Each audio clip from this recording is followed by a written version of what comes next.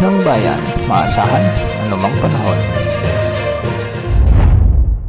Magandang araw po sa ating lahat. Narito na ang update sa lagi ng ating panahon ngayon. Ngayong araw ng Linggo, March 23, 2025 at sa susunod na 24 oras. Sa kasalukuyan ay umiiral muli ang Intertropical Convergence Zone o ITCZ at ito ay nakakaapekto ngayon at nagdadala ng maulap hanggang sa maulang panahon sa buong Mindanao kasama na ang Palawan.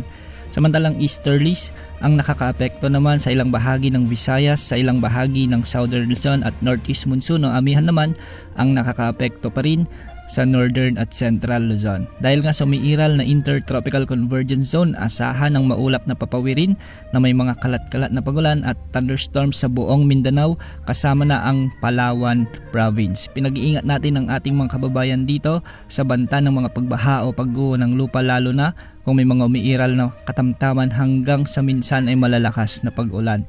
Makikita nga natin sa ating satellite animations na may mga kaulapan sa bahagi ng Mindanao hanggang sa Palawan at ito ang epekto ng Intertropical Convergence Zone. Samantala easterlies o ang mainit na hangin naman ang nagdudulot ng maulap na kalangitan na may mga kalat-kalat na pagulan at thunderstorms sa buong Visayas, sa may Catanduanes, sa may Albay, Sorsogon kasama na ang Masbate. Hindi rin inaalis ang banta o posibilidad ng mga flash floods o landslide, lalo na kung may mga katamtaman hanggang sa minsan ay malalakas na pag-ulan.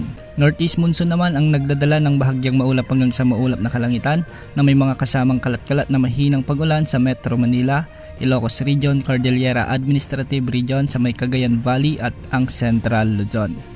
Para naman sa nalalabing bahagi ng Luzon ay magiging bagyang maulap hanggang sa maulap din ang mga kalangitan na may mga isolated rain showers and thunderstorms. Dulot ito ng umiiral na easterlies. Posible rin ang banta ng mga biglang pagbaha o pagguha ng lupa, lalo na kung may mga umiiral na severe thunderstorms. Sa ngayon ay wala pa rin tayong namomonitor na LPA o anumang potensyal na sama ng panahon na posibleng pumasok sa ating area of responsibility sa susunod na 3 hanggang 5 araw. Para naman sa lagay ng ating mga baybayin o yung mga pag-alon sa ating mga karagatan, ang silangang baybayin ng Southern Luzon at Visayas ay posibleng umabot ang mga pag-alon hanggang 3.1 meters. Sa nalalabing baybayin naman ng Luzon at Visayas ay posibleng umabot ang mga pag-alon hanggang 2.5 meters. At sa mga baybayin naman ng Mindanao ay posibleng umabot ang mga pag-alon hanggang 2.1 meters. Yan ang update sa lagi ng panahon. Ito pang weather update ng bayan, maasahan anumang panahon.